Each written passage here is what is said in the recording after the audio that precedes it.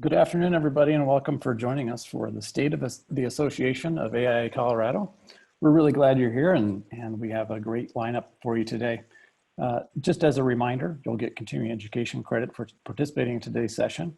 The other thing that we're really excited about and hope that you take advantage of is the Q&A function.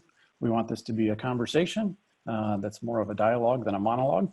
So please make use of the Q&A function. We've got a lot of time built in for that toward the end. And we're also going to have some interaction through some audience polls. So to get that started and have a test for both you and us to make sure it's working properly, we're going to have a question pop up here. And it lets you choose what role most closely describes your position in the architecture profession. So as you see that, make a selection, and we'll have the results pop up as people participate in that.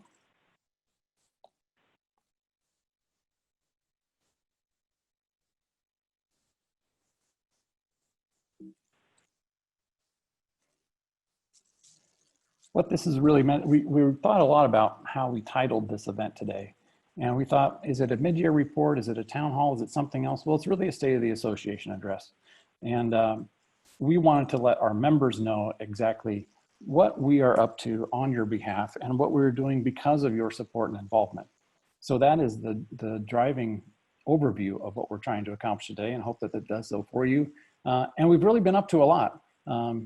So you're going to hear not only where we've been and what we are doing right now, but where we intend to go. And that's going to be the really important part that the board is excited about as well. As I mentioned previously, it is designed to be a community conversation, not just a one-way talk to you, but something that we get from you as well. So what is the point of all this? Oh, here you go. You can see how those poll results are displayed on the screen. We give it about a minute for people to input their information, then you can see the results. So in each section, we're going to have a way for you to participate in that and share your feedback. We've got the largest segment here is from firm leaders, and then in descending order from those other options. So why are we doing this now? There's a few things we realized, and maybe they were things we should have realized before. The first thing, as you understand when you work with clients, is that doing something with others is a lot more fun than just doing something for someone else. So we have a lot of things that we want to do together that we want to share with you. The other thing that we also have to keep in mind is just because you can do something does not mean that you should do something. So you're going to hear about the priorities that the organization has set. And then the final thing, and the biggest theme of all, is memberships have changed, associations have changed. It's not about a transaction of becoming a member of an organization. What we really want to invite people to do is to join a movement.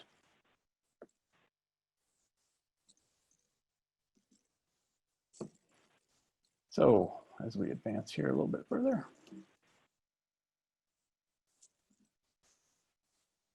Oh, pardon me, back up a little bit. We thought, who better to tell you about all these things we're working on than the officers who've been elected by your peers to serve on your behalf. We have with us today, you'll see them on screen, Adam Harding, the 2020 AIA president. Hello, Adam. Zachary Taylor, AIA past president from 2019. Hi, Zach. We have Rachel Johnson, who's the president-elect for 2021. Hello, Rachel. Kaylin Kirby, our AIA secretary for this year and next. Those officers are a 2-year term. And finally, Wells Squire, treasurer for 2019 and 2020. So that's the order you're going to hear from us in, and each of them will take a different, unique part of the presentation, and we look forward to seeing you later. So we are all going to go away and get started with our first presenter, who is going to be Adam. Thanks. All right, good afternoon, everyone. I first want to start off by saying this is not the 2020 that we planned on, but perhaps it's the 2020 that we needed. It's forced us all to change, and these changes could have been big or small for each of us, but we have all changed, and what a better time than now to make great change for our association. What excites me the most is being able to say, this is who we are, this is what's important to us, and this is where we are going, and this is how we're going to get there. I've been fortunate enough this year to have an amazing board of directors to work with and an amazing staff to work tirelessly on all of our behalfs. And then, you know, I can't forget about all of the volunteer members who have been focused in pushing our profession in a forward direction through this COVID pandemic. So I thank you all. It's been a pleasure so far, and I'm excited about where we go. So one thing that we wanted to focus on this year as a board was to be really focused on the strategic thinking. It's hard to go anywhere when you don't know where you're going. And so rather than being reactive as a board and listening to reports about what's going on, we wanted to be proactive. We wanted to really be forward thinkers and figure out where this association, where AIA Colorado can go and start making some strategic decisions and things that are exciting and that should get everyone that's an architect or part of our world excited. And so that's what we've been focusing on over the past 6 or 7 months.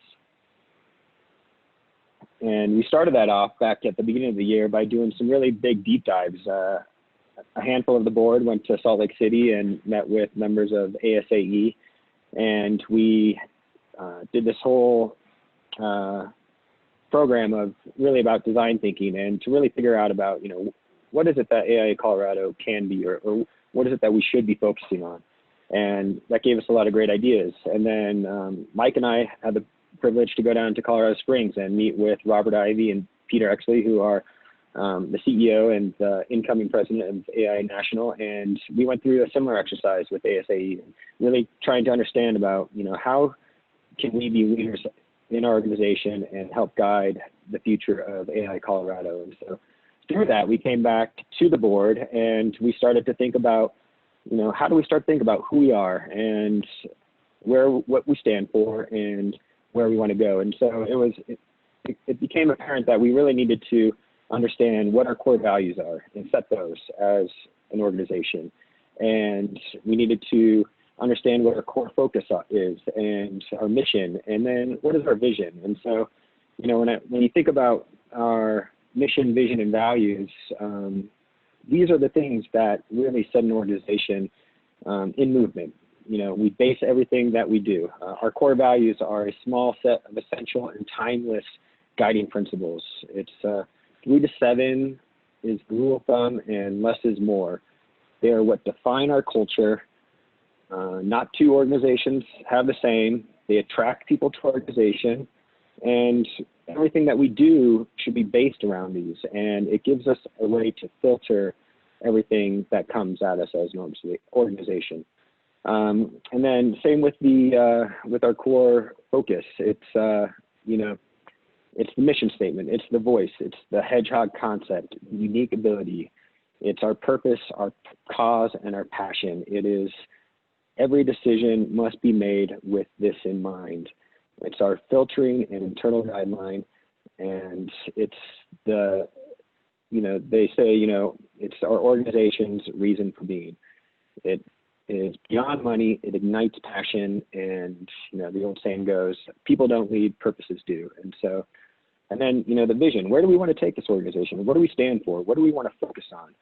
You know, put the money to what is important about AIA Colorado and architecture, and what are the imperatives that we want to be focusing on as an organization. So with all of that in mind, I'm excited to announce and share with you our vision, our values, and our mission. So our values, who we are.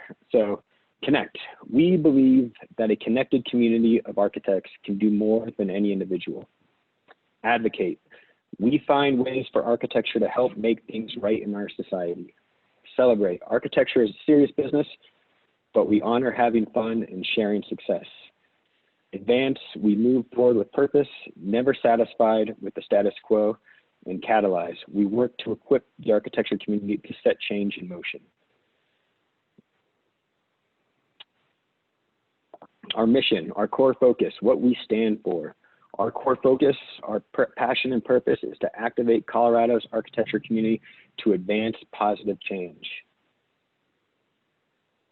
And lastly, our vision. Where are we going? We want to create a movement of change agents to broaden the impact of architecture. And we do that through our community. We want to touch everyone in our community and get architecture out and have AIA be a presence wherever we go.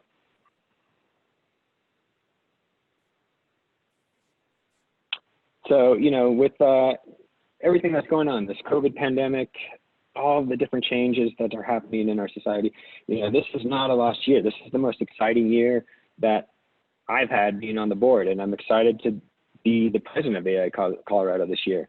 You know, one of my sayings in all of our board meetings is get shit done. And I feel like through the work that we've done over the past 7 months, we are making change and we are getting shit done, and we are setting a direction that is going to be impactful for the organization moving forward. So I'm really excited about it, and I hope you all are too. Well, thanks, Adam, for sharing that.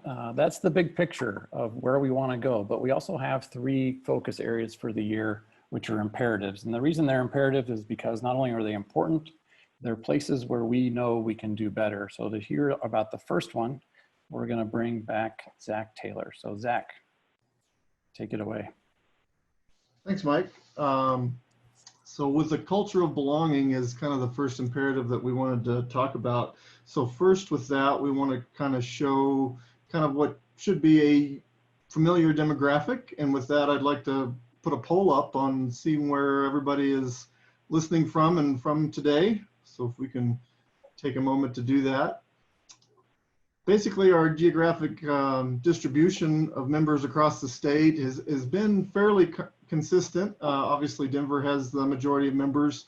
Currently, they're at 69%, followed by the north section, 16% of our members, and then west and south with 10% and 5% respectively. We're pushing over 2,500 members now, as you can do the quick math there on the side of the screen, but membership is strong, and we continue to be the voice for the profession.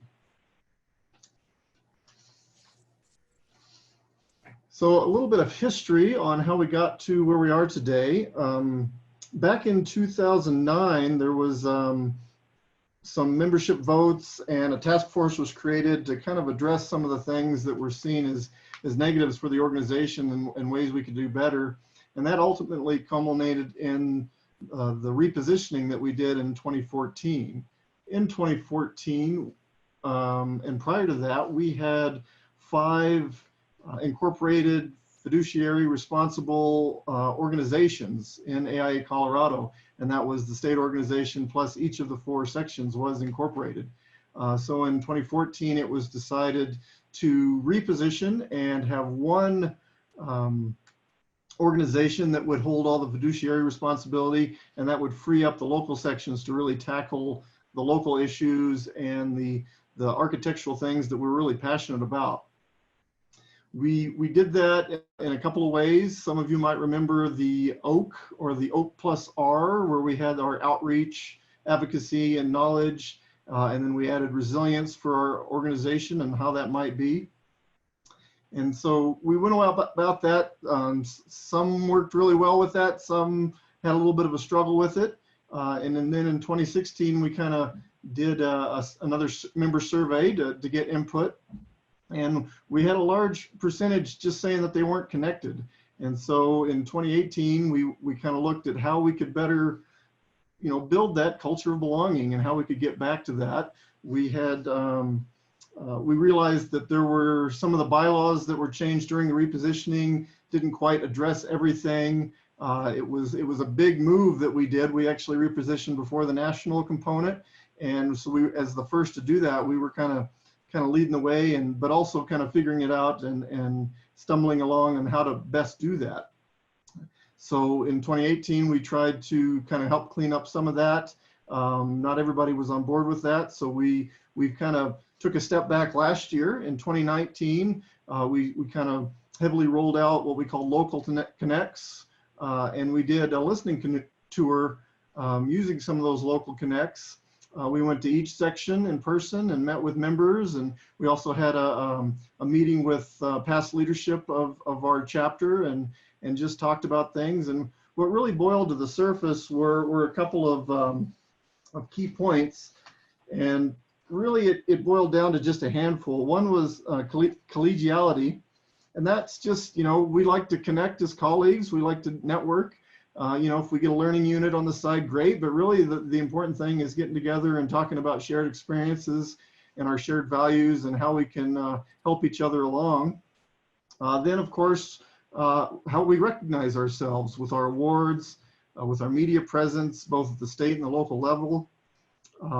Third was kind of leadership. How do we train new leaders, not only for AIA, but also to go back and be leaders in your firms? And how do we keep that pipeline going of leaders? And then influence was a big one. How do we advocate both, at the state level with the state legislature and making sure that our profession is secure and covered and things that come up, but also at the local level with local jurisdictions and building departments and making sure everything is working the way we really want it to work. There are a couple of key things in the advocacy realm that we wanted to address, and Rachel and Kaylin will be talking about environmental stewardship and our Jedi a little bit later, so I'll save that for them. So we do have the polls from everybody, and it kind of falls right in line with our membership numbers. So we have a good chunk of members participating today. So thank you for that. So with those things that mattered, we kind of took those and we boiled them down. We heard that, not only do we have important things that we care about, but we also have things that we want to do at the section level.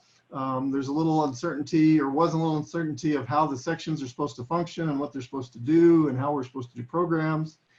So as a direct result of that, we started a section activities work group this year as a new committee. Well, it's a work group, and we kind of brainstormed ideas on what we can be doing.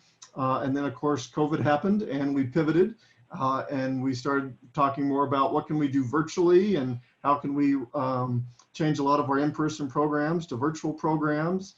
And so we had to, we're architects, we're creators, we come up with a lot of good ideas, but we really tried to distill those ideas down and move forward with a couple. And so we're working with those. We've had town halls in each section. We've had virtual connects that are going pretty well and have good attendance, and we're going to continue to do those. And so that's kind of what the section work group has been working on and is continuing to work on for future programs. But then we also tackled the issue of section structure and section leadership. And so with that, we are proposing a new kind of organizational model for the sections, talking about advisory councils. And so we really have a couple of different key places and positions that we want to kind of fill for that going forward. So of course we have the section director, but their focus is and continues to be kind of our institutional stewardship. We want these people to be, the chief communicators between the section and the board, and back from the board down to the section and to the members. But that person is really also part of the board and has shares the fiduciary responsibility with the rest of the board, just to make sure that our incorporated not-for-profit organization continues to do what it's supposed to do and fulfills our core member services as required by national. We're going to set the overall strategic direction, which is what we're talking about today, and also approve our annual budget that we have to do to keep working and do the things that we want to do. So below the section director, at the section level, we've really kind of got this local advisory council that's made up of 3 positions, whether that's 3 individuals or 6 individuals or 1 overworked individual. We're kind of leaving that up to sections to kind of fill that as we will and what works best. But we kind of have these 3 focus points. The first is the professional development co-chair, and they're really focused on the internal experience. We want this position to help really prioritize and plan the events, to work with staff to get the things on the calendar and really do the things we want to do as far as activities go. We want to connect with colleagues, and we want all these things to be accessible, unique, inclusive, and mission driven. Examples of this is our local connects, which ranges from tours to recognition of our career milestones with our member milestones events that we've been having, and also with, you know, roundtables or town halls or virtual connects that we've been doing to help really help plan and implement these at the section level. The next one is the member involvement co-chair, which really helps with the organizational leadership within the section. This person would ideally serve from the section on the nominating committee, which we'll be getting to later, to help identify and recruit new leaders to help AIA Colorado move forward, to scout for that talent and encourage the people that want to step up and do that. They're also the kind of the point person when people say, how do I get involved with AIA Colorado? Then that person can help direct them to the knowledge communities or the work groups or the committees, and really get them in place so that they can put their passions to work. And finally, we have the community engagement co-chair, which is really focused on the external outreach. So that person or position really maintains the awareness with the local governments and the local jurisdictions, the local building departments. So this may be multiple people in different sections, depending on how many jurisdictions. You know, that could be a big job. But we want to, you know, also supplement our state advocacy efforts with the local voices and local issues. And this position can help funnel that through the section director up to the board so that we are all working as one. And then we also want, you know, this position to invite other organizations that have our shared goals and stuff to partner with them and to help assess public program requests that we get, to know that, you know, if we're going to put our AIA name behind a certain organization, are they really moving forward with the mission and the objectives of the AIA, and is it a good fit for us? So we're going to use this position to kind of weed through those. So how are we doing that? And currently working to collaborate and do that. We're working with the School of Architecture. We've had a career day with CU. We've got Mark on our board as a voice to help us really connect with the future architects that are going to come up from the schools, know what how the curriculum is and how we can influence that, and we can be influenced by it. So we've got, and we're looking to create a more permanent relationship with the colleges and keep a position like that on the board moving forward. And then also we've had our town halls that I mentioned for this year so far with our COVID. We've had to do them all virtually, but we've had one in each section that had a pretty good turnout, and we're going to continue to like I said, do the virtual connects with different topic-based things and keep that moving forward. So hopefully that all is creating a culture of belonging and getting people excited about how to get involved and stay involved. And we look forward to doing more of that. Thanks, Zach. We've got a lot going on in that area and more to come as we lay out those policies and bylaw changes in the future. We had two choices for the old-timey picture of the State of the Union for presidents. We could have either gone with President Taylor or President Harding, but since Adam's president this year, we used that one. So thanks, Zach. Next, we've got imperative number 2, which is environmental stewardship. And Rachel's going to come back and tell us more about that. Thanks, Mike. All right. I'm sure a lot of you remember all of our efforts on this topic in the past. We've seen many different committees touch on environmental stewardship in multiple different realms and manifesting in different ways. Luckily, this year we have 2 strong leaders who took up co-chair position for our sustainability working group. This committee has been working through many different charges, including what are we going to address as an association? How do we want to move forward on such an important topic? How do we want to take charge locally and join together and contribute positively? And this group has already put forth a list of trainings, education sessions. Thanks, Mike. And more to come. So I think the important thing, Mike mentioned it at the beginning, but we are better together. Nobody can do anything in architecture alone. You can't design, you can't build, nor can you execute singularly, autonomously. And that goes for really anything that we want to do as an association and community as well. So we're really grateful for these leaders to take this on and contribute in this way.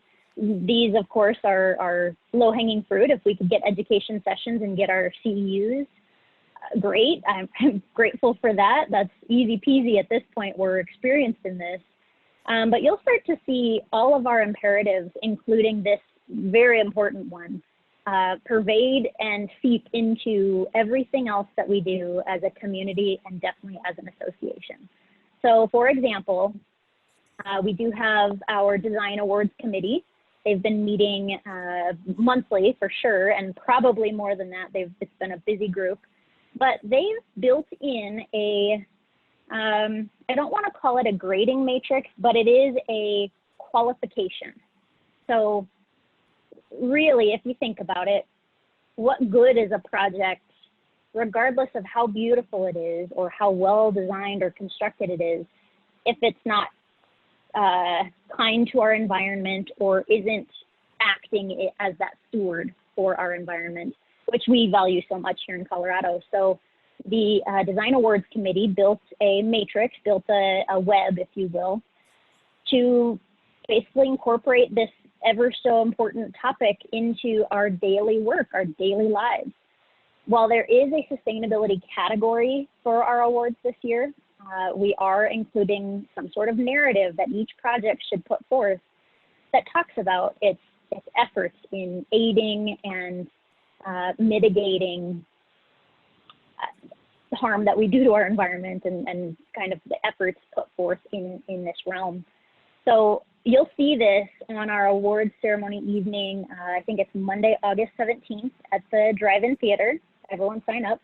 But you'll see this stem all the way throughout our presentation and all of the projects that we get to celebrate that night.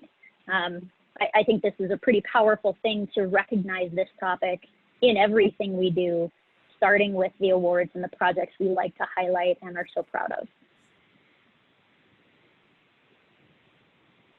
Next, Mike. Thank you. All right. As I said, this is seeping into everything we do as it should. Nick at AIA has been working hard with our lobbyists and our politicians and definitely our government affairs working group committee. And we've seen a couple policies pop up this year addressing global warming, addressing sustainability and our built environment and its impact.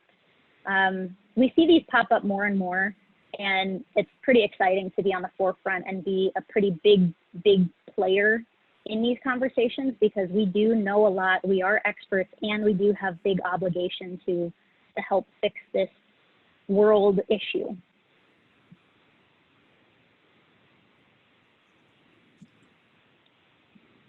All right, as I move on, please check out your poll. We're just looking at how your firm addresses sustainability and what you are currently doing. So we're looking at current case for you. Another thing we keep track of at AIA, and of course I know a lot of firms are getting phased in as well, but the 2030 challenge is big in Colorado. We all care about our nature, we all care about our mountains, and happily, we do have a lot of all-stars in the state. I hope to see more. We've seen 39 member firms as a part of this challenge, 1,200 nationwide, and let's see. I think that number should be more, to be honest. And we do have a lot of growth to be made. We have a lot of room to improve. And this is a great start too. I would urge folks, we can't move the needle alone. We cannot work alone. We cannot solve a problem alone. So this is one tool that is built, that is formatted, that is maintained that we can start to utilize and stand behind as a group to help inch that needle a little bit further. All right. It looks like a lot of us are pursuing LEED, other assessments. I would be curious, and we can't answer that now, but I'd be curious if this is client-driven or firm-driven, and how we can turn that into sort of a blanket statement for everybody involved in any project at any point. I would also love to see the making resilience a part of every project with any platform that we can. We'll get there. Let's support each other in that and move toward that goal.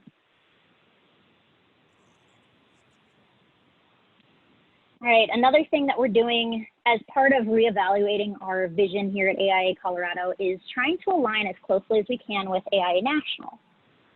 They've been doing some big moves on this topic, among others, and rather than swim against the current with them, we want to maximize the impact we can have together. So we honestly don't disagree with their move on sustainability and environmental stewardship. So we're going to align with this very impactful screen here: one site, countless challenges, a looming deadline, and the ultimate project of helping save our planet. We're gonna keep you guys apprised of what National is doing. We're going to align with them and hopefully do more in that effort.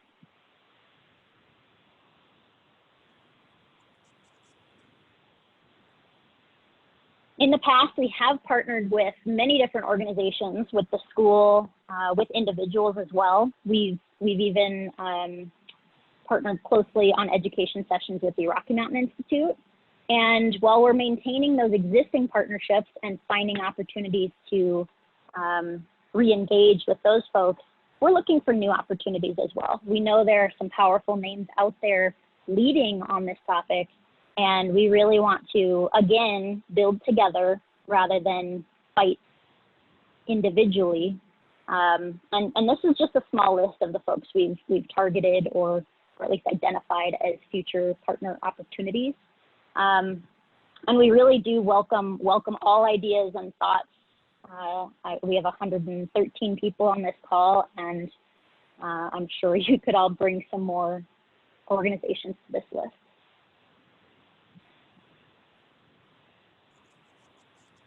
Thanks, Rachel, for addressing imperative number 2. It's a big job, and it's going to take everybody doing something in their firms and individually to make this a reality.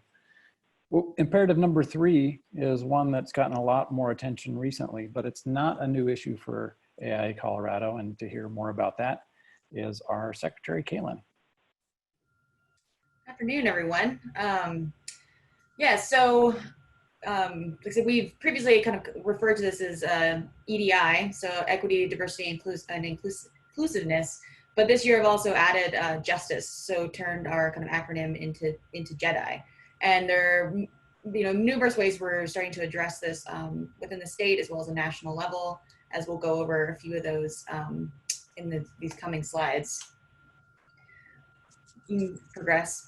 So I think everyone's familiar generally with how our demographic kind of shakes down within the state. This is also, like I said, nationally kind of the same general breakdown of kind of where we fall. And everyone's been, aware of the fact that we really want to address diversification and how we can bring more voices from, diverse backgrounds and upbringings to the profession, because we're designing for everyone, and that's difficult to do if we're all kind of within the same bubble. So you can, see how we break down kind of by age, which generally in the state we've got a pretty good contingent of, younger and middle-aged practitioners. But unfortunately, gender-wise, like I said, we're still kind of underrepresented from the female side of things. And then obviously ethnicity, wanting to increase our diversity, and that happens kind of mostly through pipelines, kind of increasing awareness from, educational sides of how we can bring more people into our profession and keep them. All right, Mike. So the EDI committee has been around, I guess, for a few years in our chapter, but obviously recently with some of the things we've been facing, our EDI committee really came to the forefront and wanted to address our protests kind of, first and forefront and just get it out on the table. So we held a really successful panel, Let's Talk About Race, which I believe was one of our most successful or kind of participant-wise, largest participant virtual connect we've held this year. It was a really great panel where we had members from the EDI committee as well as the newly founded Colorado chapter of NOMA. Really, really great conversation. And then also our conference, which this year, as you saw in our previous newsletter, is going virtual due to the kind of realities of COVID.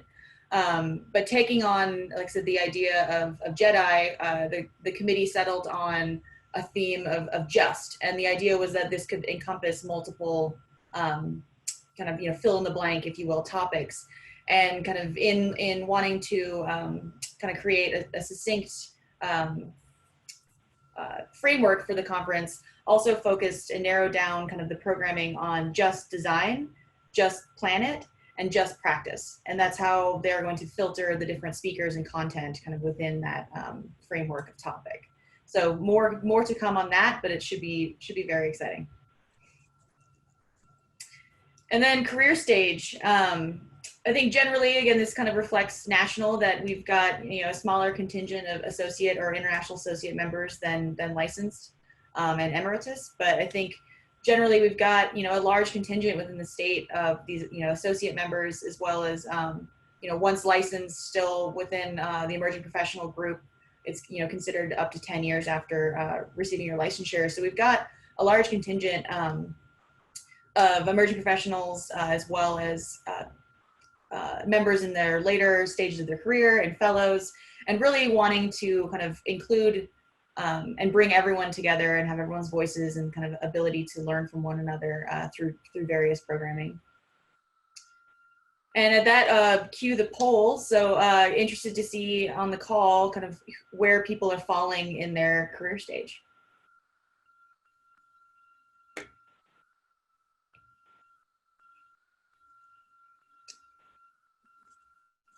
All right. So this year we've also kind of reinitiated our EP working group. New this year, we're a small but mighty group that is working on kind of putting our heads together to figure out how we can develop emerging professional specific programming. Obviously, again, with COVID, we've kind of pivoted slightly, but one of the efforts that came out of that was this Ask Archie column.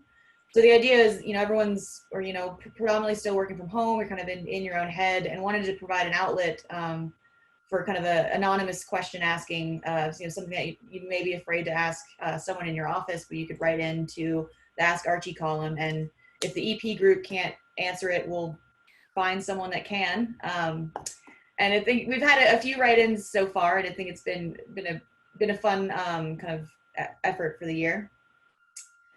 All right, results of the poll are in. Similar again to the demographic breakdown of where we are as member types. This strikes with those lines that predominantly we've got a lot of registered architect AIA members. We've got a good chunk of fellows and emeritus and some professional affiliates and associate AIA. And I'll point out the fact we're currently missing students. We don't have any on this call today, and that's one of the other focuses the EP group's been looking at, is how to reestablish the connection with the school and get AIAS connected with the organization as a kind of future members for AIA Colorado, as well as how we can help each other. Another initiative we have this year is the Licensure Advancement Fund, which the founding sponsor is AEF, and this is a really great opportunity, kind of given the current financial hardships of now, is any associate member that's experiencing financial hardship can apply to for up to $500 worth of support for study resources, exam costs, the cost of your NCARB, keeping your NCARB record up to date. And I think we've had 7 recipients thus far of this, and we launched it, I think, early June. So we're definitely making use of this program, and I think it's a great opportunity. All right, and then the EDI committee has been working on an extensive interactive map, trying to increase the K-12 outreach pipeline, again, to really try to reach everyone at an earlier age, to increase the diversity of who we're getting into the profession. And really the time to do that is, during K-12. So they're developing a interactive map that outlines where there's different architecture, design, and construction programs throughout the state, as a resource for everyone within the industry.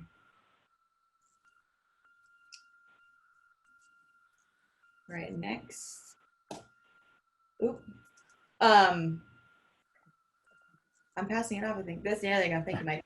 I was gonna say, I think similar to some of the other comments we've made earlier, that this isn't just a 1 or 2 year thing. This is really JEDI is something is important and will stick around, and really want to ask everyone to think about within their own firm, their actions within a project. Look at it through the EDI lens, and see if your actions and your your words are really equitable. Thanks, Kaylin. A great set of topics to reflect on and take action on as we move forward. We're going to transition now. So that was the 3 imperatives, and one more presenter to talk about really how the organization itself is taking a view of how they operate and want to move forward for the future, and essentially be transformed at the end of this process. So to do that is our treasurer, Wells. Thanks, Mike, and good afternoon, everyone.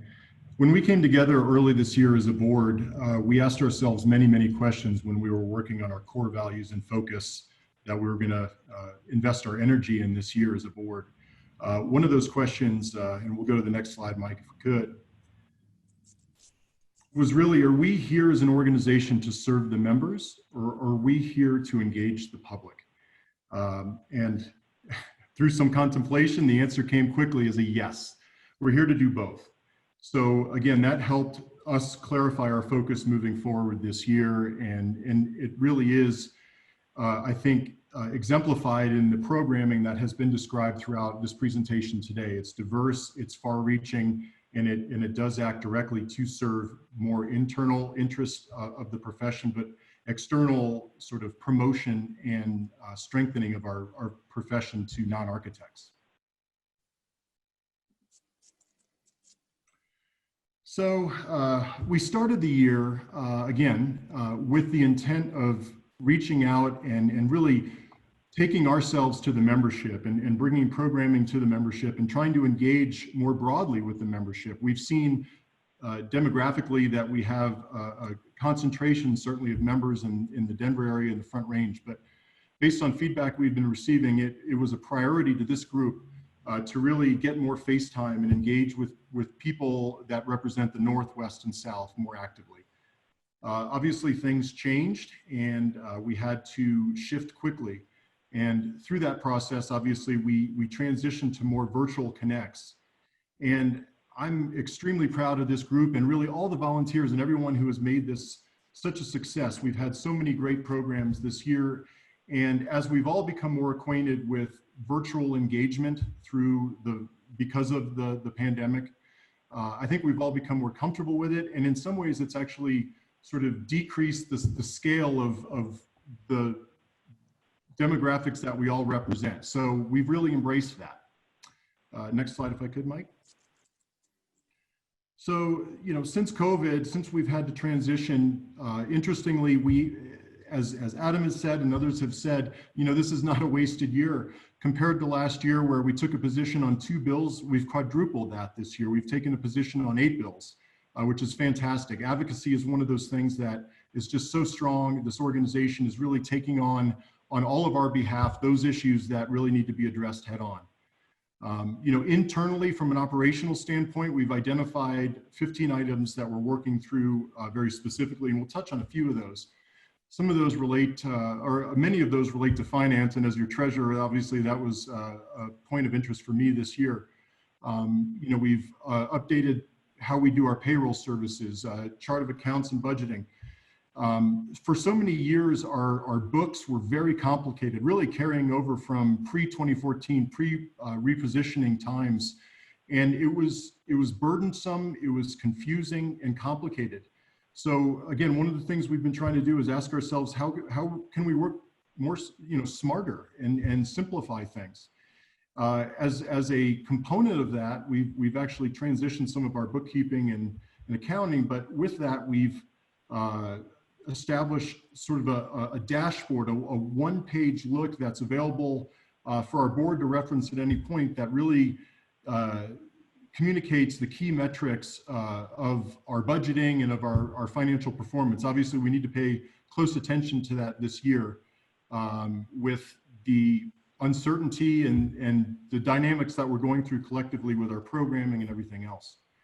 And then lastly, since the COVID transition, as I noted in the previous slide, we've really just carried forward that effort to engage with our community and our members, but we've done it virtually. And through that, we've had 30 or more, actually 30 plus sessions in just 3 months.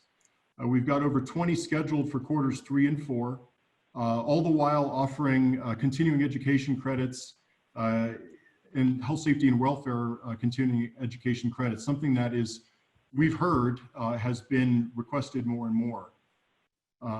And with that, with the programming that we've done and the far reach, I do believe there's another poll that might be coming up, but we can get to that in a minute here because it'll still be relevant. Another focus is really, as I said, to work smarter. How do we optimize?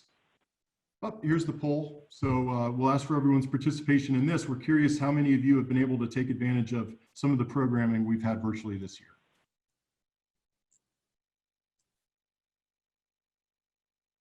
So we'll give everyone a moment to respond to that and we'll continue here. But again, how do we work smarter and how do we sort of optimize and make our operations more efficient? We've had some adjustments with staffing. We've had to make some tough decisions. Staff has had to make tough decisions, but at the same time, we've also optimized those positions. We've added staff as well. And we have just an incredible group of staff now supporting us as a board and you as members. Our investments, that's been an ongoing effort, and really our portfolio is strong and it's well balanced and it's conservative. So our money's in a safe place. And quickly, now we see the results of the poll, and really I'm happy to see that almost 60% of those participating today have at least participated in some of our virtual meetings, at least 2 up to 5. And in some cases, 28%, this is their first, but then again, we've got 12% who have participated in 6 or more. So that's great. And compared to previous years, we do feel as though these unanticipated circumstances have allowed us to be face-to-face with our community much more. But going back to the optimization, our investments are safe, they're well positioned, and our reserves are strong. And then there's the issue of office space, and this is actually worth spending a few minutes just to discuss. Our lease is good through the end of 2021. I think it's fair at this point to say that there is an unlikelihood of us renewing this current space, and some reasons for that is the lease was signed at the height of the market, so it's expensive. Another consideration, something that we're all grappling with right now, and I think we're all working through and figuring out what it really means, and that is what the post-COVID office environment looks like. Excuse the motorcycle. So are we moving towards smaller workspace, which are more of landing zones for those sort of client, or in our case, member meetups? In that case, our current office would be too big. Conversely, if we were to investigate more partnerships or possible, as an example, Denver Architectural Foundation, possible shared space opportunities, perhaps our space is too small, and is it economically the right space? So that's a challenge that we'll be facing, and it's on the horizon, so we don't want to lose sight of that. But I will say that we're preparing for that, and again, optimizing our position to address that.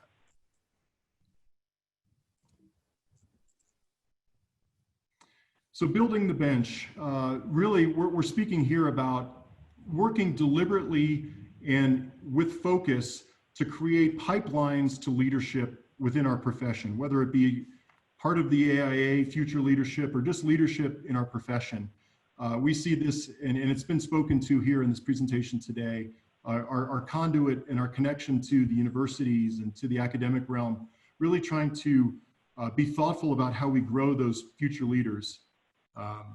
You know, this also takes into consideration not only mentorship, a great leadership development program that I'm sure we're all familiar with, CKLDP, a very successful, incredible program, the Business of Architecture. But really, this also relates to the efforts for continued equality and diversity in our profession, really encouraging those emerging professionals to take this path of architecture and aspire to be our next generation of leadership. Next slide, Mike, please. So are we a member-led organization, or are we a staff-led organization? And another question we've asked ourselves many times, based on feedback, but also based on our effort to really be candid with one another and open with one another. And the answer is, it's really neither. We're purpose-driven. And so with that, our initiatives, our core values, and our purpose, and those imperatives that we've outlined at the front end of this presentation today, that's what we're doing. And it couldn't be done by just the board. It couldn't be done by just the staff.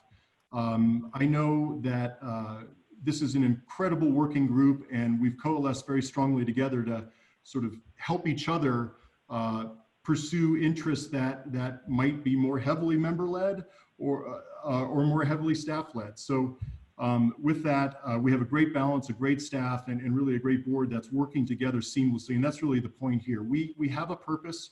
We're incredibly excited about our reorganized focus for this year, and we're doing everything we can to be accountable to that and achieve results.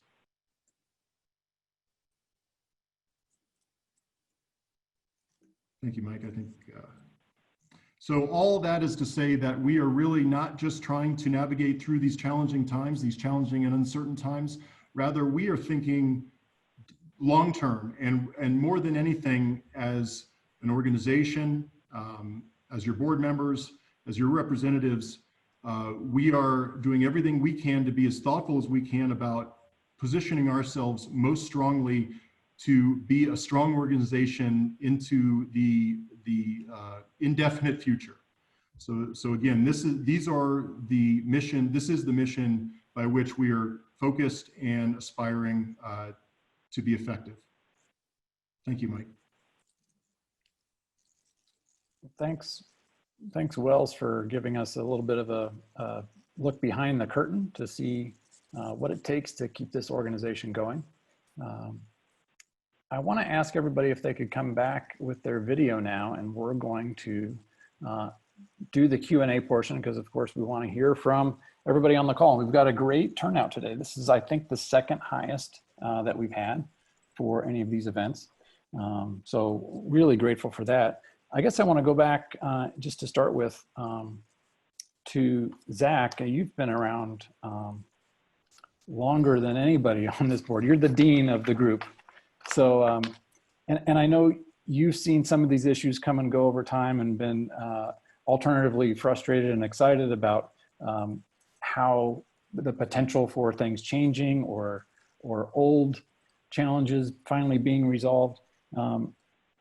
And so a note of good news, we went to DC last fall together, which brought together a whole lot of components from around the chapters from around the country. And they all thought we were way ahead of the game on this. And were looking to us as an example. So that's a good thing. But then when we told them some of the challenges that we're dealing with, they said, oh, we had no idea this is happening. So we are not alone. That's the good news.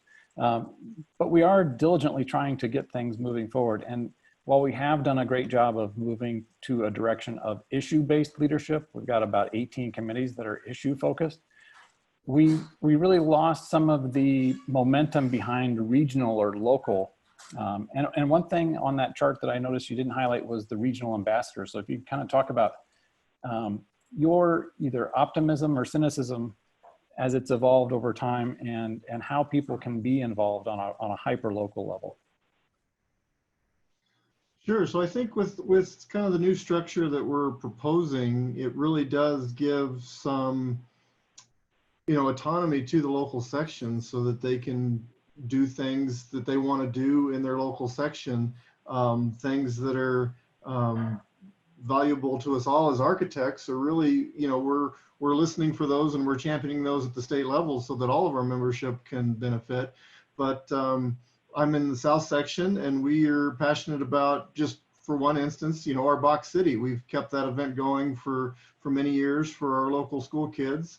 And we're real passionate about keeping that going, and trying to transition that into something virtual for this year has been a challenge, but we're moving forward with that. But that's not the same passion necessarily that some of the other sections are working with. And so I think with our current structure that we're looking to move to, that allows us in South to really focus on that, where it wouldn't necessarily be a focus for another section. And so the other sections can focus on the things that they're really passionate about. And if it gets to a critical mass, again, that comes back to the state, and we're able to really get that across to everything. Speaking to the giving our wisdom to the other components in DC last fall or last winter, it was interesting because we did reposition ahead of everybody. Like I said, we repositioned ahead of national. We were the first, and with that we had our bumps and bruises. Part of what has benefited us from that is when we consolidated. We did that before the core member services mandate came from national, that each component, to be a component, you have to give these certain level of things to your members, and the components get audited on a biannual basis. And the ones that don't check all the boxes really get, some attention from national, and try to bring that up. So a lot of the other people that were at the meeting were those that are currently trying to reposition, where some smaller components are actively seeking to partner with larger components or become part of larger components, so they can take advantage of those core member values that are easier to facilitate when you have a critical mass of people. There was one gentleman from East Texas that said, my component is 60 people on a good year. And that's just tough to get some of these things done. So they're going to partner with the Dallas chapter, which has, hundreds, if not thousands of members, and they're going to have a good partnership with that. And then likewise, like in Oregon, the state was saying, hey, all of our sections aren't meeting this. And so how can we help them? And can we pull some of them together and combine sections, or go to the statewide model like Colorado's done? And I think hearing from us on what the challenges were and the pitfalls is really going to help them move forward and be better and be successful with it. Yeah, we're figuring our way through this. There was, I think, as someone who's new here, it's my 9th month on the job. I'm looking for the baby. It's around here somewhere. But there was a perception that we went from 4 local chapters and 1 state chapter to 1 organization that was just the state, when in fact there's 1 statewide organization that does both state and local. But it's, like you said, Zach, it's had some bumps and bruises and growing pains along the way. So we're hoping to get that momentum back at the local level. Adam, I want to circle back to you. I know it's not the year any of us planned for, but especially as president, this wasn't on your radar in the least bit. But what we did benefit from as a board is you and Brian have been on a personal journey as new firm owners, where you've been doing this before. And I think what we've benefited from is you were able to take some of that strategic thinking that you did internally as a firm principal and take it to our board and the organization. You want to talk about how that has been influential and helpful? Sure. Second generation partner, Ross Shepard, architects. And so my business partner, Brian, and myself went through kind of our own repositioning over the past 2 years, and really trying to figure out who we are as a new organization and where we want to take the company and what we stand for. And so being able to go through that process over the past 2 years was really helpful in terms of not only just identifying that this was something that needed to happen with AIA Colorado, but really understanding the process of going through that, and hopefully doing a good job of leading the board and the staff through that process. And so, you know, it's been fun. I geek out on this stuff and I love it. You know, it's fun to really do that deep dive and understand what's important to us as an organization and what are the things that we need to be focusing on, and not only just in our local communities, but, you know, how do we become more relevant in our communities as a whole, as architects? How do we have a voice, and what do we stand for, and how do we identify ourselves? And so really, you know, that was my biggest goal this year, was to kind of set that tone and to really make progress and say, you know, this is who AIA Colorado is, and this is where we're going, and this is how we're going to get there, and this is what's important to us, and this is why it's important to us. And having those conversations as a board, and you know, it was a privilege to really talk through it all with everyone and come to a consensus, which is hugely important. Everyone needs to be on the same page and rowing in the same direction. And that's what I hope that this effort allows our membership to do, is to say, yes, this is important. This is what we need to be focusing on. This is where our money should be focusing on. And let's start making some great strides for AIA Colorado, and see what we could do as an organization and as a group. And so I'm really excited about the future and where we're going to go. Well, we got some questions rolling in here, so we don't want to delay those at all. Scott Rodwin from up in Boulder North section has a couple, and let's start with the one we were just talking about. Scott asks, if AIA National didn't realize that our problems were happening, we have to ask, quote, are we unusual? Are other states doing something better to keep that local engagement, or were we just the only folks who spoke up? Zach, you want to wade into that one first? Sure. So I think initially we were the first ones who spoke up, and therefore we got a lot of attention for that. And we were, I think to our credit, we were candid with National and really laid it out and said, hey, this is what's working, this is what's not working. You know, National is still working on their repositioning, to be honest. I mean, we had in 2019, there was a national petition to look at the regions again and say, hey, what are regions doing? What are they doing for us? And National is working through that right now. After they repositioned, they created the strategic council and split that from the board. And you know, they're still working the kinks out and their repositioning on how all that works together. And so I think, again, we're still kind of ahead of that curve on, you know, hey, we did something, we were leaders in this, it had positive benefits. Kevin Hieronymus just chatted to all of us that repositioning was fundamentally solid for our state organization. We just didn't quite take advantage of all the opportunities that it offered. And so we're going back, we're realizing, hey, we had some missed opportunities, and we're gonna try and capitalize on some of those and make it better. And I think we're not so egotistical to think that, hey, we're perfect and we know everything, but we're listening to our members and listening to everybody on this call specifically and saying, hey, how can we be better? How can we do this better? And let's make those changes. To Adam's credit, he's really led us well this year in coming up with the new values and core mission statements. You know, we didn't look at that. We haven't looked at that as an organization since prior to repositioning.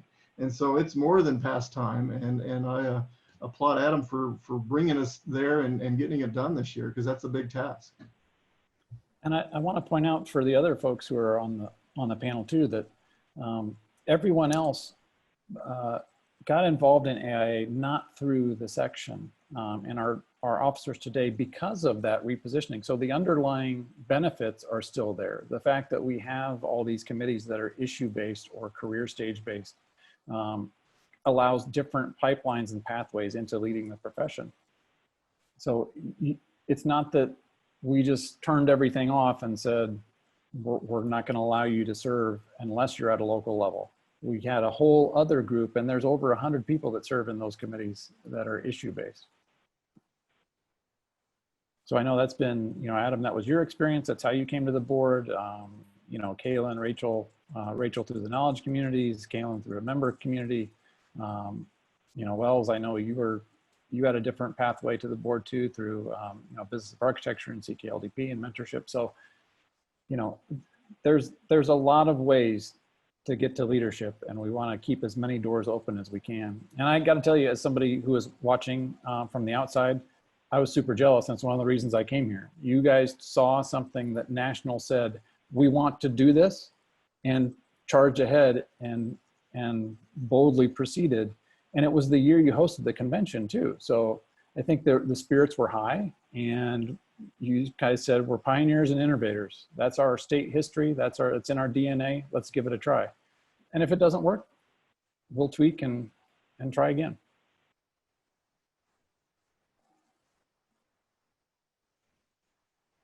So the second question here we got from Scott, we're going to move over to sustainability. It was great to see sustainability as a new category in the awards this year, but the mandatory form was a beast, so much so that I didn't want to submit our most recent LEED Platinum project. Can it be simplified next year? Did anybody else on this call submit under that? I can tell you some stats. We had 15 projects submit specifically for that category and do the larger form. We were just the third AIA group to use that. The first one was AIA San Antonio, who had a member committee develop it. Then the Committee for Architecture Education nationally, the knowledge community, used it. And so we didn't create it from scratch, so we can't claim credit or take full blame, but it's certainly up for review, and the awards committee can change it. And I'm curious if you guys want to weigh in. Rachel, since this was your imperative, you talked about how we can best, as you said, recognize, you know, put the bar of design excellence at a place where it does not necessarily include harmful projects, beautiful as they may be in their pictures or renderings. Yeah, I think it's important to note that this is the first time we're doing this at our award ceremony. So Scott, be patient with us. We're sorry it was tough. And of course, we want to review every new thing that we implement each year. So we'll be doing that after the awards night. And we welcome these comments, so please keep them coming. And I also want to say, hopefully someday in the future, we don't need to fill out a form to recognize a sustainably responsible project. Hopefully this becomes part of our culture and part of what we like to talk about every day without all the forms. I know that's what LEED is. I know that's what Energy Star is. I know that's what WELL is. All of these forms are required to recognize these statistics and this data, but hopefully someday we're beyond that, and hopefully we can recognize kind of the big picture and not have to dive into those nitty gritty in a format like this. But yes, absolutely. I think it's necessary for us to review every year kind of the formats and mechanisms through which we judge our peers and our work in the state. And as Mike said, we're pioneers in this, so let's please keep reflecting on that. And in everything that we do as an association, we do want to reflect and improve and change as we go. That's how we are. That's our nature as humans, and that's what we should forgive everyone for. Yeah. Well, and go ahead. I was just going to say, you know, I also want to say that, you know, this is the format that AIA National uses for their Design Excellence Awards. And so I want us as Colorado to be striving and for our projects to be just as great as the projects that are submitted at the national level. And this is a benchmark that we need to start setting for ourselves rather than coming down. How do we start to level up and as a community and as our design in Colorado? So. And Adam, Rachel mentioned the 2030 challenge. That's been around since 2009, and we averaged about 2.5 firms from Colorado joining every year. And in 2020 so far, we've had a whole lot. We've basically obliterated that average and had about 12 new firms join. Yours is one of them. So on the one hand, it's great that so many recent ones have joined. On the other hand, that's a pretty, 39 out of 1,200 is a pretty small percentage for a state that wants to lead on environment and sustainability. So what prompted you to go from just hearing about this to wanting to make the commitment? And how can other AIA member firms follow suit? You know, it's if not now, then when, and if not me, then who? And so it's how do we start?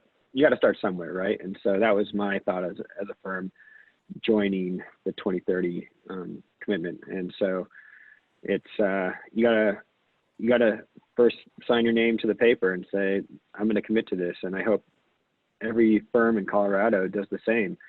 You know, our local jurisdictions have made commitments about being carbon neutral by a certain date. And so why aren't we leading the way in that? Why don't we as a firm or as a community or as members, why aren't we pushing that on our behalf? And I think it's my charge to everyone. It's, you know, start somewhere, and you might not know what you're getting into. We don't know what we're going into. We're researching, we're going to build upon what we know, and we're just going to keep building upon that knowledge. And so it might sound daunting, it might be scary, but once again, you got to start somewhere, and it's a commitment, but it's going to be worth it. And I think every firm leader should be thinking about that and making that commitment as well. So. We got a comment in the chat following up on that, where Kevin Anonymous says that they're happy, Shears Atkins Rottenmore is happy to share all that we're doing and learning about signing on. So that's another opportunity for people to connect within the profession and share information among themselves to raise everybody's performance as practitioners. One thing I know we didn't, of course, you're not going to talk about everything that we're working on in one phone call, but I think an example of how we have been responsive and not just reactive, we find something to utilize the voice of architects, was the stay-at-home order, of course, affected a lot of businesses, but especially restaurants. And so we took a group from nothing to something in a very short amount of time. And Kaylin, you want to share some of the experience of what it was like to see an issue that the public and that a business sector is dealing with, and position the architects to come up with some solutions and be helpful advisors? Yeah, sure. That was a really great opportunity, and it was basically between AIA Colorado and the Colorado Restaurant Association, where they were trying to figure out, you know, how do we help our, you know, restaurant members make it through this? How can we help the local and state jurisdictions to draft safe reopening plans for restaurants, and what does that mean? And so we had a small group of, I don't know, I guess there were 6 or 7 of us maybe, that were meeting to we were pulling together research from around the country or the world of what other entities were doing to kind of address restaurant reopening in a safe manner. And we're discussing, you know, things such as the right-of-way expansion, or extending patios into the right-of-way, if they're closing down streets, taking over sidewalks, parking lots, kind of whatever we could do to bring that information and kind of examples and diagrams to the Restaurant Association to then be able to take to local and state entities to have that conversation of, you know, here are things that we can do to help, you know, save our local flavor. You know, the things we love about Denver, we don't want to lose all of our, you know, restaurants and breweries and all, you know, things we like about Colorado. And how could we, you know, like I said, help kind of get at the forefront of that conversation. And I think the dialogue and the resources were very much appreciated by the Colorado Restaurant Association. And I think I'd like to hope we had played a role in the Denver expanded patio initiative. Yeah. Well, people like architects, and it adds a certain amount of credibility and expertise. Of course, there's a technical aspect as well, but architects are cool if you're not an architect. So it was good to be responsive, and we were able to utilize a connection there because their current executive director is a former leader, staff leader of AIA Colorado. So as those networks continue to expand and our work becomes credible, you know, if we can provide a value add to other organizations, we won't have to insert ourselves into those conversations. We'll start to be asked to come to the table. So that's the goal in all of these imperatives going forward. So fuck yeah, architects are cool, Mike. Fuck yeah, they are. Well, Anna, while you're on a roll, and we don't have any more questions queued up, but I do want to start to point a direction of if you're at least a little bit interested in what you've heard today, what does the future look like? So we've got some comments that we'll hear from all the panelists, a couple more polling questions that we want to get out to people as well. And let's see, there's one more question, sorry. Okay, Gary Desmond. I'm just going to read these comments off. Vision et al. Is very impressive, good, ambitious thoughts and ideas. And on my almost 50 years as an AIA member, firm owner, etc., the consistent challenge is to find people who are passionate about a specific issue, like board members. Given that I would be cautious of creating too many complicated groups, committees, unless the members are passionate. That's an organizational challenge for us, right? We were trying to do, I think that's what led to the repositioning. We had 5 separately chartered corporations with all of their own boards and committee structures. And so we've wrestled with this as a board, right? How to make sure that there are avenues of participation and leadership, but not be over bureaucratic or extend our capacity beyond what we can accomplish. Does anybody want to weigh in on Gary's concern there? That. So part of with the new structure that we're putting forward, like I mentioned, we've got the 3 positions sitting under the section director, but that doesn't necessarily mean 3 people. So we could have in Denver, for instance, I'm going to pick on Denver because you guys are huge, but you also have tons and tons of building department jurisdictions that you guys have to deal with. So instead of one person that's in charge of keeping up with all the jurisdictions, you know, maybe that's a mini committee in itself, just to report back to a chair who fills that position, and that way you're keeping up with Broomfield and Denver and Aurora and all the different ones that each have their own building department. You know, we're a little unique in Colorado Springs. We have one building department, and it's, you know, not only our county, but it covers a couple other counties. So we only have one entity we have to deal with. And I think that's good and bad, but that's a different topic. But at the same time, we also have the smallest percentage of members in our section. And so to get 4 people, essentially, a director and the 3 chairs every single year, I could see that potentially being a challenge down the road. And so some of the positions on that co-chair maybe could be combined, and one person could help fill a couple of those roles. But again, you're correct that we want to be cognizant of filling those with passionate people, but also cognizant of you know, volunteer burnout. We don't want to overwork people. So part of what we're putting in place is, you know, we're going to recommend that, you know, section directors becomes a 2-year term, whereas currently they're a 1-year term. We think that'll give some consistency. It'll also allow us to stagger the directors on the board, so not everybody rolls off and we don't have to re-educate everybody every year. And then also for these co-chairs, you know, we're thinking those could be 1-year terms, but you could hold them multiple years if you're passionate and you're looking for people to help come behind you. Speaking of getting more involved and finding opportunities to serve, Adam, you want to tell us what the action steps are coming out of this meeting today? Yeah, so, you know, where are we going together? That's the question. This is the direction that we've set as a board. These are the things that are important to us. We need to bring our community back. We need to focus on the environment, and we need to create a just, equitable, diverse, and inclusive profession.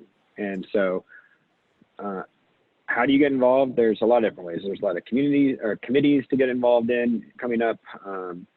You know, like I said, we want to, those three things, we want to focus on fewer, but do those better. We want to be national leaders and be best in class. We want other states to look to Colorado as to what we're doing, and we want to be leaders by example. So another thing, you know, we want to be proactive and not reactive. We want to make sure that we are leading the charge in all realms, you know, in advocacy, in our communities, in all the work that we're doing. And so there's some things that as a board that we're also going to be working on over the next several months that are in relation to this, but, you know, bylaws changes and policies and positions, we're reviewing all that because it hasn't been done in a long time. We want it to align with the work that we're doing now. And so there'll be some information coming out about those in the future.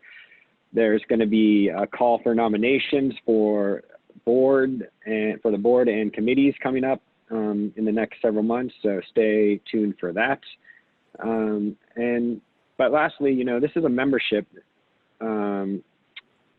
association, and we want to hear from all of you about what you think about what we've all talked about today in this meeting. And so that feedback is extremely valuable to us, and we want to see if we're heading in the right direction. And, you know, we feel like we are. We want to, though, be reassured that everyone that is a member of AIA Colorado is passionate about the same things that we're passionate about as a board. And so what's your reaction to this? Is it, yes, how can I help make this happen? There's one item I have a particular interest in and would like to know what else is planned around that. About time, this is what my duty should be paying for, but I can't give you any more than that. And I don't like what I see, and fuck you guys, and I'm going to go focus my attention somewhere else. So hopefully not the latter, but you know, without the members, we are nothing. And so it's important that, you know, we set a direction and we stay focused and we're proactive. And so hopefully all of you want to get on board and be a part of that. And let's have fun while we do it. You know? That's the biggest thing about a membership association. People get involved to meet people and to have fun, and let's bring some fun to the table again. And so let's do that. Yeah.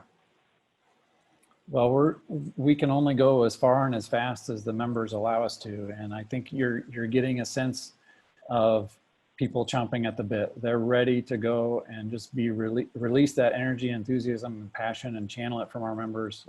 So there's a lot of ways to do that, and we look forward to seeing how far and how fast you want us to go. Here's the results. Oh, not too bad. I think you may have influenced the last question a little bit, Adam, and scared people off from answering that one.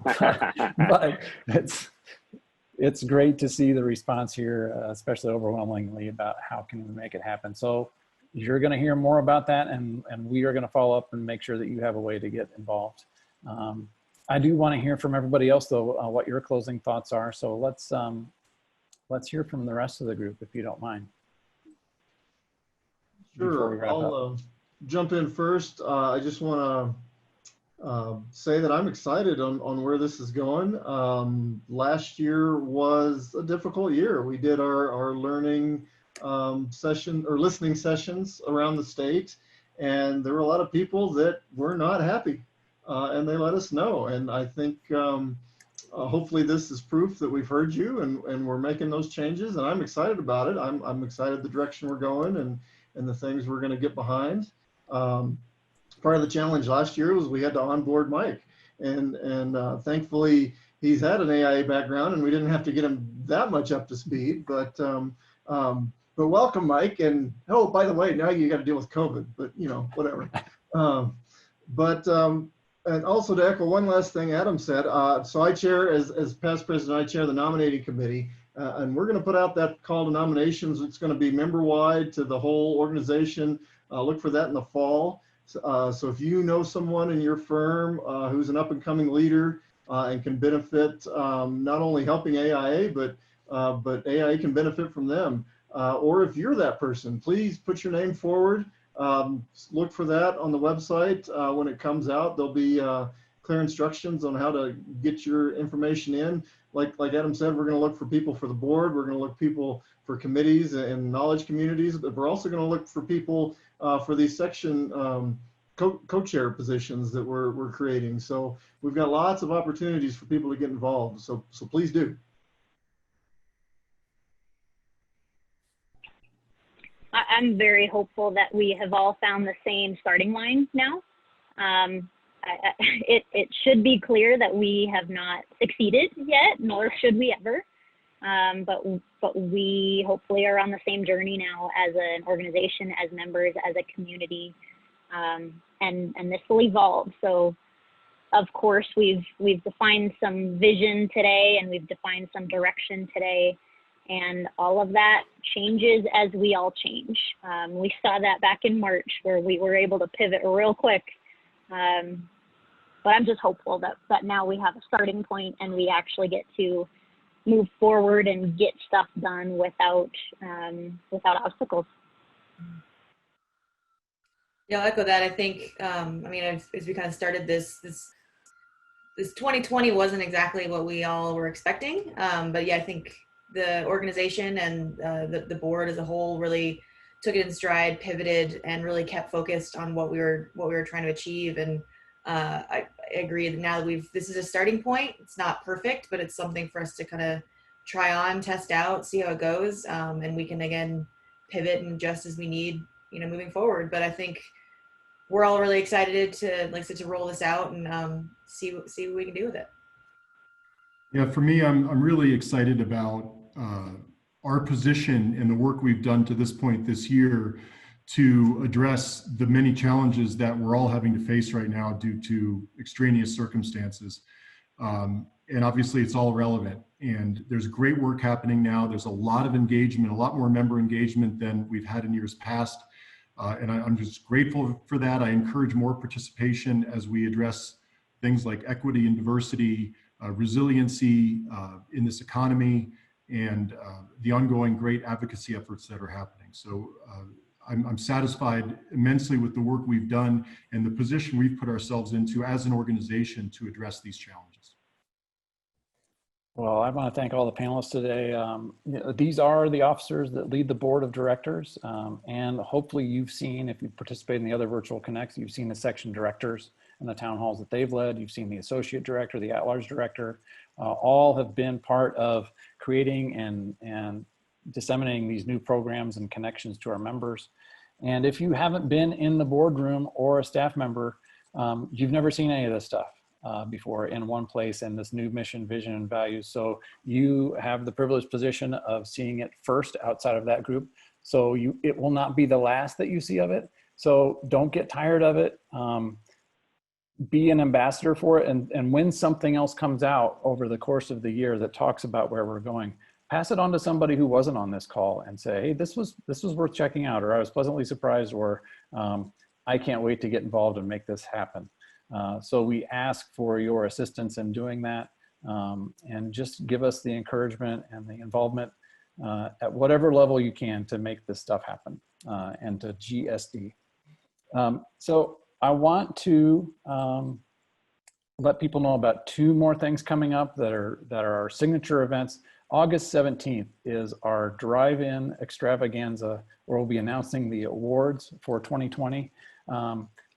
Or you can have a sit-in in your own place of viewing. It'll be live streamed either at the Denver Mart Drive-In. We've got a registration for that online, or it'll be premiered at the same time wherever you choose to watch that presentation. And then, of course, as Kaylin mentioned, our conference, our Practice Design Conference, is still happening. The format will be different, but the topics and the content and the speakers will be as good, if not better, than we've had in years past. That's October 14th through 16th. So continue to stay connected, stay well, and be resilient. And thanks for tuning in with us today. Take care, everybody.